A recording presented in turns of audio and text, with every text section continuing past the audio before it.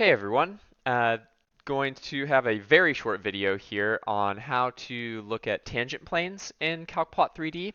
So I'm just going to use the default surface that they have. We're going to click on Show/Hide 2D Trace Plane. Go to the little drop down menu and you're going to want to scroll down and click on Show Tangent Plane at Point. Unsurprisingly, that is the right thing for looking at tangent planes. We'll get something over here. And so you can see it literally, you pick a point and it is going to show you the little tangent plane at that point.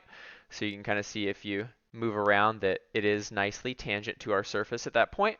And the nice thing is you could even like check yourself if you were trying to find your tangent plane equations. It has the tangent plane equation up here.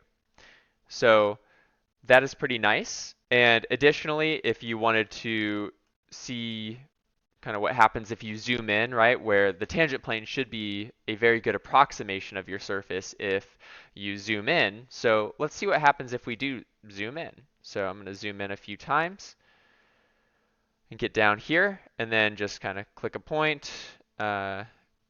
What's one that here? Something over here.